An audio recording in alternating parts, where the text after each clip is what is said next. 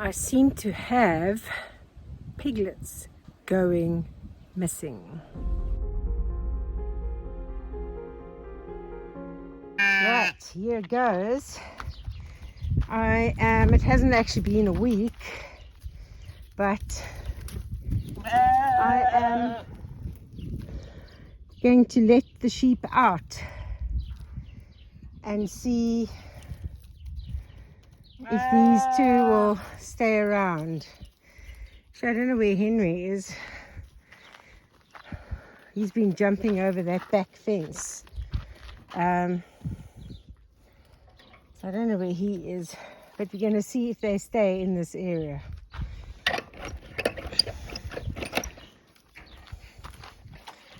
Right, here we go. Oh, they're not even leaving this area.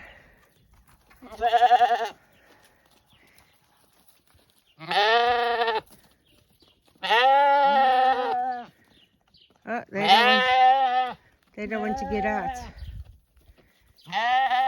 Oh, they're calling to the others, but they're not going out.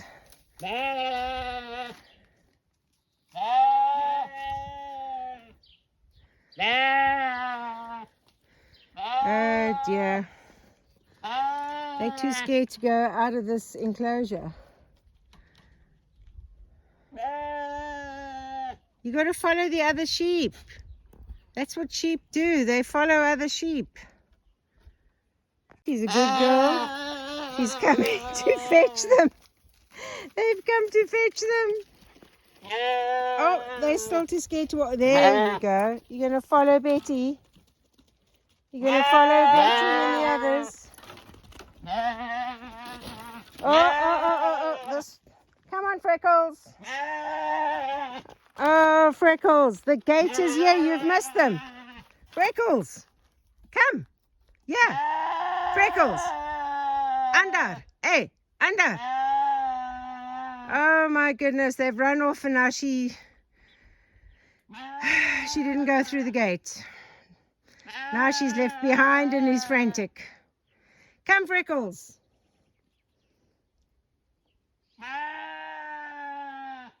Come, under. Freckles. Come on. That's it, come, through the gate. Through the gate, over here, come. Freckles. Come on. Oh, you're running everywhere excepting here. Come. You're not going through the gate. Let me try and see if I can steer her out there. Come on, through the gate. She's too scared to go out the gate. Right, let me try and get her. Really beautiful of you all to come back to fetch Freckles and show her the gate. Why are you going back in there, Molly? You're going to get lost. Yes. No, don't you start doing like a Freckles act over there, Molly. You know how to get out the gate. My goodness. But at least they're sticking with the others. And when they heard Freckles going panicking, they all came rushing back to show her how to get out the gate. So we just got to make sure they don't all wander off now. First time out, the two Freckles and Lizzie. Yes, Molly, you make sure that they don't wander off far. So when it's so hot like this, I come and I just top up pig's water about 4 times a day. Just so that they can keep hydrated. They usually drink it and then they pour the rest out. So I don't put a lot in. I put enough for them to drink and then have a little swim. And then I'll come later and put more in. Afternoon doze in the heat.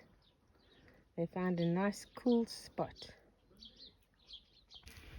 So I seem to be losing piglets every night from these 2 pens. So I had a total of 23 piglets in these 2 pens, and yesterday I was down to 19.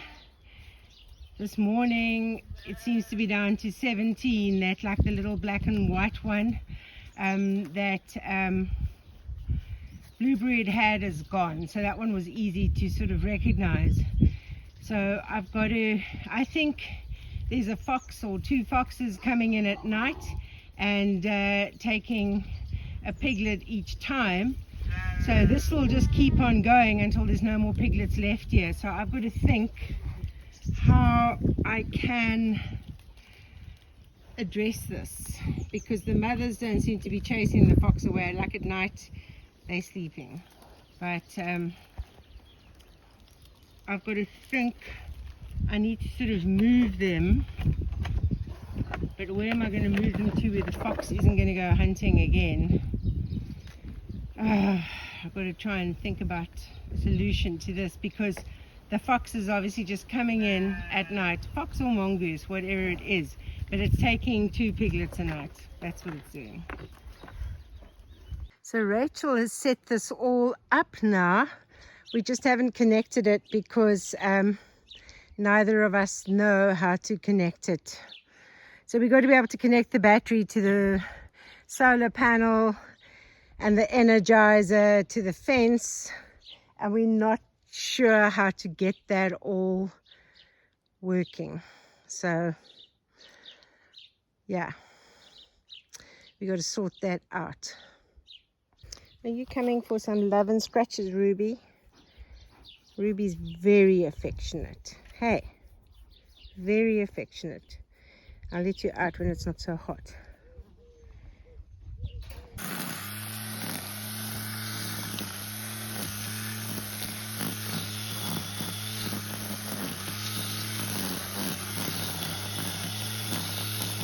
So Basil, who's here to volunteer, he's been having a look at this pump that I've been struggling with. Even Nick was struggling to get it started and to keep going. And it seems like it's had dirty fuel or something. He's taken it completely apart.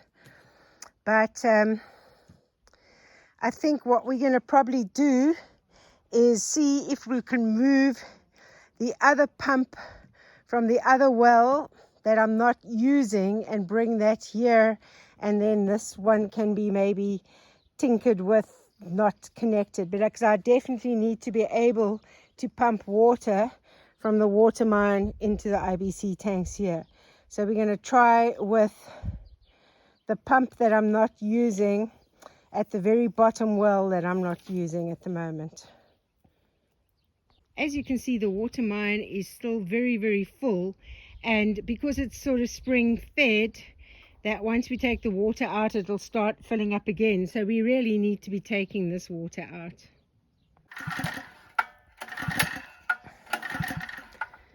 So we're trying to see if we can get the bottom pump working, but it doesn't look like it's interested. No, that's going to shoop up. Hey, that's not going to work either. I'm gonna have to open everything and get some fuel in there. So the level of this well has dropped quite a bit, but I haven't been using the water over here at all. But it was right at the top, but I think it's all connected. So when the girls pump from their big well, which is about 20 meters from here, my water level definitely goes down. So we never used to have fox problem here when Tundi was able to roam the farm freely. So she used to keep the foxes away. But now she's like too far from the action where the fox is coming to these piglets. So basically, I have lost, you can say, four whole litters, and there were 4 from Jelly Bean, that one as well. 2 foxes, like they go after the newborn babies. So I'm actually thinking that this fox arrived maybe Sunday night when Blueberry was giving birth, because Blueberry was very heavily pregnant, and I was quite surprised that she had such a small litter of just the 5. So I'm thinking maybe the fox came then already, was attracted to the smell of the afterbirth, and took some of the newborn ones, and has every night just been coming back and taking another 1 or 2 piglets from up there.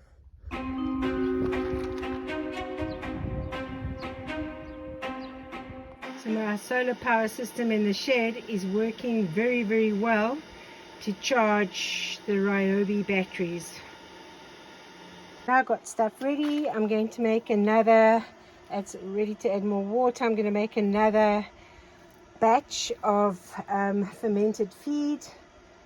It's got lots of liquid in, which is good to help the pigs during this heat as well, when you feed them and the food has got extra water content.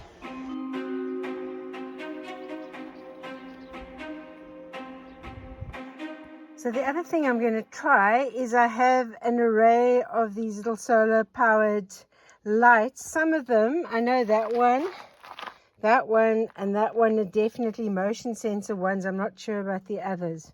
But I'm charging, I've just cleaned off all the solar panels on them. I'm going to let it charge up, and then I'm going to put them around like the pig houses, because apparently if a fox sees light, it'll run away. So Basil, who's volunteering here at the moment, he also came across like a fox scent definitely on the road. I've seen a fox on the road. And my research says they like to take like 1 or 2 a night. So they'll keep going until there's none left, I think. So this is, I'm going to try everything. And so the light thing is one. I'm going to look for a spray bottle now, because apparently if you have a mixture of garlic, chili peppers, vinegar, they hate those smells. But I mean, if it knows it's going to get food there, I don't know if the smells are going to send it away. But I'm going to throw everything at this to try and get rid of this fox. The cute kittens are slowly destroying my house. So they've knocked all the pot plants from here. They've knocked the paintings off here. They actually knocked cups off, but luckily the cups didn't break and I managed to get them back on. But today they have destroyed this shelving thing by jumping on it and fighting on it. And yeah, so that is now, I've just put the sausage maker propped against it to keep it upright, but they've destroyed that as well. This is some of the boerewors that I made today. So this is homemade.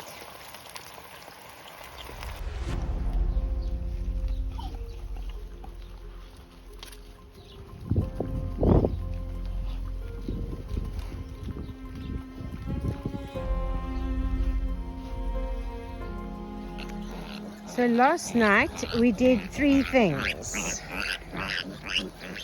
Oh my goodness, they're wanting feeding time.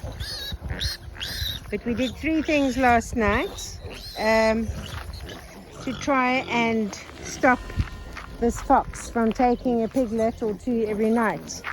So what we did, we opened up that gate so that the mothers and all the piglets are together. We thought there'd be like safety in numbers. And then you can see as well in strategic places we've put motion sensor solar lights, so when there's movement at night the lights come on. There's one there, there's another one in this tree. So they point to all the pig houses. Yeah, they're starting to demand to be fed now. The mothers will lie down soon. And then the third thing was, when it was dark, I took Tandy for a walk all the way along here to let her sniff whatever. And then I actually let her loose on the farm during the night, so she could do her livestock guardian thing like she always used to do. Before we had to keep her confined and before I had to send her to a friend when I was traveling. And during the night I did hear her bark a few times up and down here, so I think she would have chased away that fox. So those were the 3 things we did, and I'm pleased to say that today there are 18 piglets. So last night there were 18, today there are 18. So that's fantastic. They know who their mothers are. They know their mothers.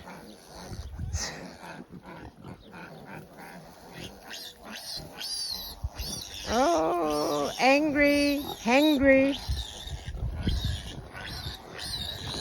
Yep, she's going to lie down. Tim Tam is just chasing them away. She wants to finish eating food. So the hay feeder is up and it is in action, working perfectly. So I'm very, very pleased with this. So we're now ready to start putting up the lintel, and also this is like a special kind of block that's got like a little U shape in it at the bottom, so that you can put lintels and other reinforcements in and build it into the wall. Done a quick count this morning. I've got like 3 different groups of sleeping babies. And they're 18, so that's brilliant. Didn't lose any more last night. The lights that you can see in the tree over there, and Tundi doing a fantastic job at night. I do have a trail cam, but someone borrowed it sometime last year, and they haven't got around to returning it yet. So I'm just going around doing a perimeter check on this electric fencing, and I can see over there is an area where the electric tape is touching those rocks. So I don't think plastic sets it off, because the holders that are holding the tape is plastic. So I've got some cable ties, and I'm going to attach it to the fence above the rocks with the cable ties, so it shouldn't set off anything. So while I've been working online the last couple of days, Basil has been out with a strimmer, and he's cleared this so you can walk much easier, because if you remember, I've been battling trees and branches and everything. So he's cleared this whole area. And also he's trimmed on this side, so I'm no longer going to be scratching my van when I'm driving. So, oh, he's running away, he's hiding. The brilliant Basil. I'm a wanted criminal.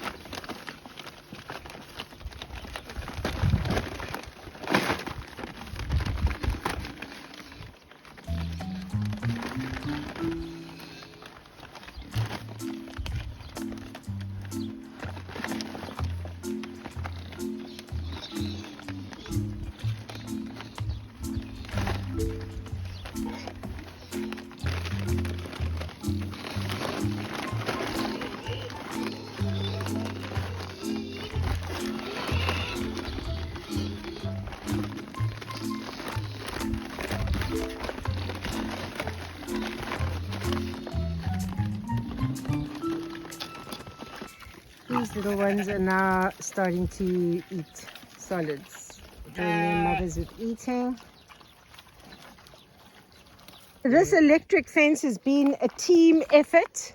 I've started putting in some of the tape holders, Rachel put in the rest, and then put in the tape, and Christian has come to connect it all together.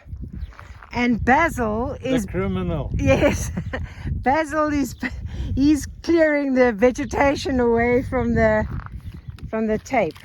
So what did you say the reading was? 6.8. 6.8 now. 6,800 volt. Okay, 6,800 volts. We're testing it with this lovely fence tester I got from the anonymous plumber with the first time he came to visit, I think. Anonymous plumber. So he's also on the run. Everybody's on the run. Yeah, so what we're going to do is, once we've cleared some of the vegetation, where the pigs had broken through the fence over there, the last time they were in this pen, we just need to strengthen that area a little bit. Christian is putting water on our, not lightning rods, what are they? Grounding rods that we've got, because when the ground is very dry, every couple of days you've just got to pour some water around it, and that helps to keep the fence well charged so that we don't get any escapees. Perfect. Good. Christian is happy, he's smiling. I don't know if the pigs will be smiling when they touch this. Alcatraz. Yeah. Okay, right, so it's just that one, and Basil in the front there as well, where the blocks are, there's one post. You see the post that's leaning? It's not even in the ground. I'll sort it out. Basil is going to sort it out. He is the sorter, so that is brilliant. Oh, fantastic team effort this is. So you can see it flashing, and you can hear like a little click, and that's how you know it is supercharged. I think I'll eventually have to make like a little house for the battery. Yeah, better. Yeah.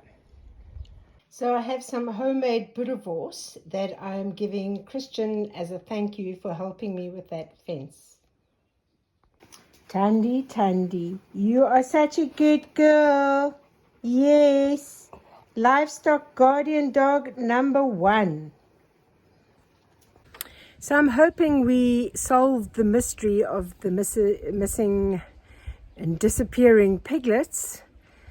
Fingers crossed it continues our plan of action, and that we don't get any more going missing. It's very, very sad when that happens. So send your positive thoughts to the universe that the piglets are no longer being taken by foxes or mongoose, but it's definitely working having Tandy out at night when it's dark. So yeah, let's hope that keeps working. So in the meantime, stay sane, stay safe. I'll see you on the next video. And a huge thanks to Rachel, Christian, and Basil for helping me this past week. Thank you so much while I've been working online.